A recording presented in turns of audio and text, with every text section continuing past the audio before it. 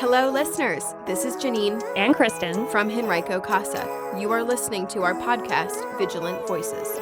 Living life every day. Hello, listeners. Welcome to another episode of our Vigilant Voices podcast. Kristen and I are always glad that you are here with us. Yes, we look forward to these conversations and love knowing that there are other humans in the world who are working towards a day when all children have safety and security. Yes, listener, I think we all agree, I hope, that when we know more about the challenges facing children and families, we can ensure that no child faces continued abuse or neglect. Yes, and this is especially relevant because this episode is dropping in April, which is Child Abuse Prevention Month. That's right.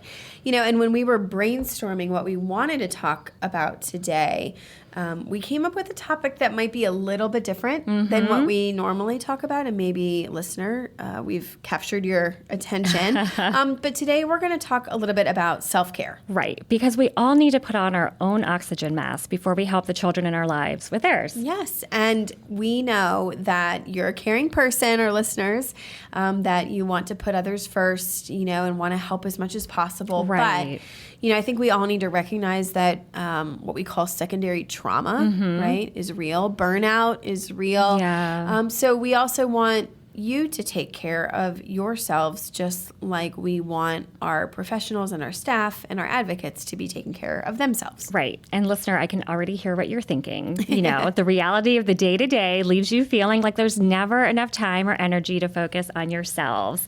And I know you're thinking that because I think like that too. Janine thinks like that too. We all do, as do all of our staff and advocates. Yes, but truly the truth is that you have to take care of yourself. So Kristen, you know, that analogy of the oxygen masks, it feels cliche, but it's true that if we're not taking care of ourselves, we're not going to be in a good place to take care of others. Yeah. Totally true. And it leads right into the CASA case story I was going to share today. We have an advocate who recently served a sibling set of 4. So the family consisted of 4 children and their 2 biological parents. And CASA got involved with this family because the parents were having marital problems. It was kind of a great example of opposites attract, maybe. And the day-to-day living, the compromising, you know, getting along was becoming a challenge. And when these parents disagreed, they found themselves in a pattern of getting loud, then angry, then sometimes violent. Escalating, Yeah, and so Child Protective Services was called, and they initiated a family safety plan. And, you know, that really is usually the step before children might be removed. So CPS, Child Protective Services, is coming in, you know, to say, okay, you know, we're concerned, but how can we help the family and, you know, design a way to keep everyone safe while ideally remaining together. Right. And unfortunately, in this case, that preventive step didn't work out because the parents didn't or wouldn't comply with the safety plan. They just couldn't keep their anger under control. And the professionals were all worried that the children might not be safe. And so they were moved into a foster home. And in these scenarios, it really sounds like the parents couldn't get a handle on their own problems and emotions first. Right. Let alone then, you know, be a safe, stable parent for 4 children. That's right. That's a lot. You know, it's like that saying, you can't pour from an empty cup. Right. And that's why we wanted to address this idea of adults taking care of ourselves first before we can give something to children. Right. And I feel like we should probably just dive right in and maybe just talk about the why, you know, like why does this matter? But then maybe also how to make it a priority. And maybe there's a way that we can think about teaching the children in our lives to practice self-care as well. Yeah, I think that sounds great. So let's just start with why is self-care important? Yeah. And, you know, when we think about it, a lot of times we're thinking about it from like a caregiver perspective. Sure. And so I just want to clarify that, you know, that is in this sense, right, a loose term for us because really it's anyone who's caring in some way, you know, or interacting with a child. So that could be a parent. It could be a foster parent, it could be a family member, Sure. social worker, teacher, coach, counselor, advocate, so on and so forth, right? Right. And when any of us or any of these people are in, quote, care mode, it's so easy to put ourselves last. Yeah.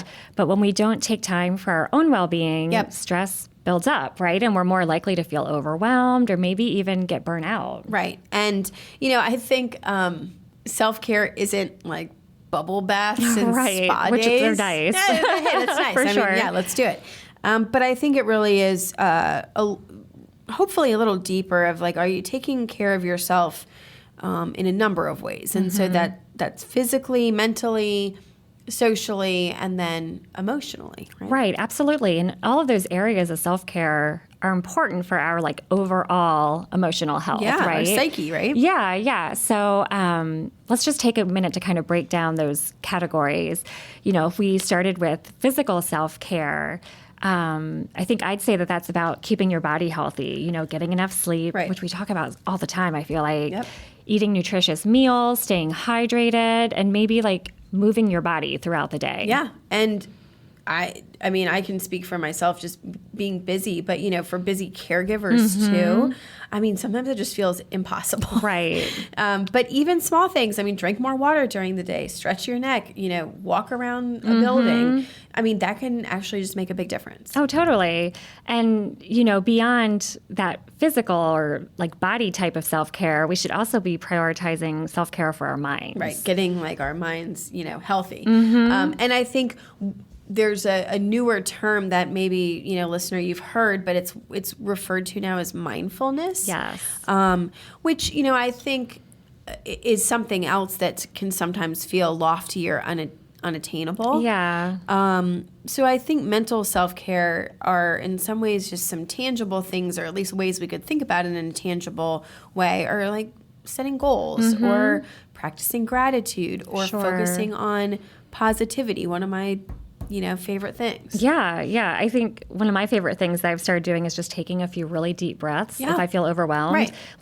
Deep breaths that are so deep that they burn in your lungs a little bit. Yeah. But it's such a small thing that I have to pause, and it really helps me reset It's my a mind. reset. Yeah, I agree with you completely. And those kind of practices, Kristen, that you just mentioned are really realistic. Yeah. Because I mean, anyone can do that. Take a moment, close your eyes, take a deep breath. Anytime, any place. Right. We're not even talking about hours for yoga or formal meditation or the gym. It's more of just something that we can integrate into busy routines, Right. but that it can still help. Yeah.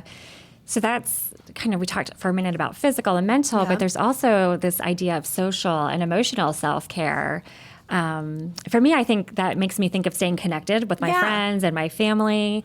Caregiving can feel kind of isolating at And hard times. at Yeah, times, kind of a burden. frustrating, yeah. And so having a strong support system is really key. Yeah. I mean, quick check-ins with friends or support groups can just be so refreshing, and it's a chance to acknowledge and express your feelings, with the people that, Yeah. support you, right? And so it's a big part of self-care and not keeping things bottled up, right? Right. And somewhere in here, we also need to mention showing ourselves maybe some compassion. Yeah. It's okay to not be okay, and we kind of just have to tell ourselves that. Be kind to yourself. Yeah. And I mean, and seek support, whether that is talking to a friend or, I mean, even a therapist. I mean, it's certainly actually, I would say it's a sign of strength, Yeah. not a sign of weakness, right? Without a doubt, I would agree. And so, we're talking here about self-care for ourselves, as caregivers. Right. But what's really cool is that if you get good at your own self-care, you can teach it to the children in your life, right? They need to learn it too. They need to see you doing it. And it's in the best interest of their current self as a child, but also their future adult selves. And we right? we have certainly talked about modeling that type of behavior in lots of different ways, on this podcast. But kids, when we think about our kids who've experienced trauma, that we serve, they really struggle with self-regulation. For sure. So we see it over and over again in our CASA cases. And so teaching them habits of self-care and of, compassion and things like that can actually really make a huge difference. Yeah, and one simple way to model or help the kids is just to do the things that we've already been talking about, right? Yeah. Like just by doing them, we will be modeling self-care. Right. When kids see us taking deep breaths, setting boundaries, making time for things we enjoy, they learn that it's okay to take care of themselves too. Right. And so I think as a result, we're helping them create some routines that make them feel better. Right. Right. And, again, you got to know what's best for that child, but it could look like journaling, feelings, or taking a break from those phones and screens, and play a game, right? Or get outside and enjoy the spring weather. Yeah, and let's not just forget like the simple concept of playing, Love right? playing. Play Yeah. is such a powerful form of self-care for kids. It helps them express their emotions, build confidence, and just feel safe. Yeah, and I love that. And so while we're on this positive note, any chance we can go back to the case and the Yeah. family that you shared with us? I'm kind of curious, and maybe I'm curious about how that is related to our conversation today of like self-care and their story. Sure, I'm so glad you asked. Well, you bet. Yeah, yep.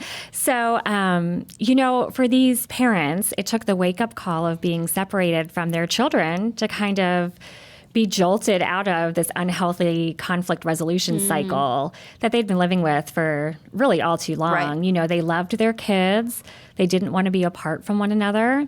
And as they talked more with the Children's CASA advocate, they started to kind of finally see the connection between how their anger for one another or towards one another was affecting the children and their behavior and their health. Yeah, I mean, I'm glad to hear that Yeah. that was like a turning point for them, like in a positive way.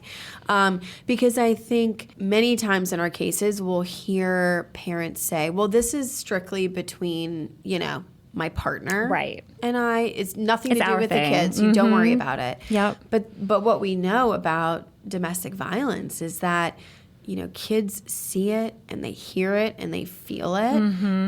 And so they are 100% impacted by domestic violence in the home. Right. And so these particular parents came to understand that they had to care for themselves first Yeah. before returning to parenting their children. And so they started counseling. They joined a church together. Yeah. They started doing weekly date nights.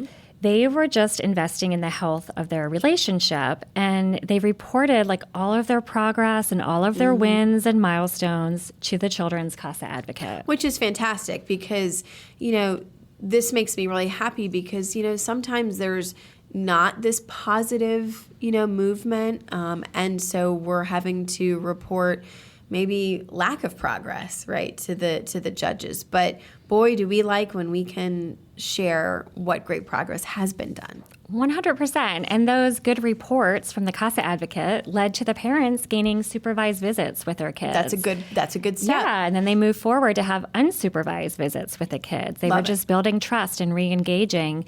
And now they're on track to reunify and be a healthier family unit. How great is that? It's fantastic, right? So thank you for sharing that. So listener, self-care might not have been the topic that you expected to hear us chatting about, but it truly is related to children's well-being because everything shows, research and just what we know is that taking care of ourselves really does allow us to be better to others. Yeah. Especially the children that we work with who've experienced abuse, neglect, or trauma. They need us to be a calm, safe person, for them. And so that means that we need to channel and, connect with our inner calm as well. Yeah, and that feels like maybe it's our big takeaway Yeah. for the day, right? Self-care isn't selfish. Not at all. It's necessary. Whether you're a caregiver or a child, taking time to care for yourself means you'll have more of yourself to give to others. That's right. And it might take a mind shift, to accept it, but it's absolutely accurate. So maybe let's make our call to action today to engage in at least one self-care action that perhaps we've talked about. Yeah. Maybe it's taking that deep breath. Maybe it's walking outside or placing a call to a friend that you've been needing to and you just haven't gotten around to it. But whatever it is, make it something that fills up your cup. Yeah. And then when you have time, check out the list of self-care ideas for children that I'm going to link in the cool. show notes. Yeah. Take care of yourself first, as Janine said. Do your self-care thing. And then start sharing some of these other self-care ideas with the children in your life, too. Love it. So take care of yourselves. Thank you for listening to Vigilant Voices, Henrico Casa's podcast. We have a vision for all children to live in safe, healthy homes. You can help us make that happen. Tell a friend about our podcast and find us on social media. I believe in a better day.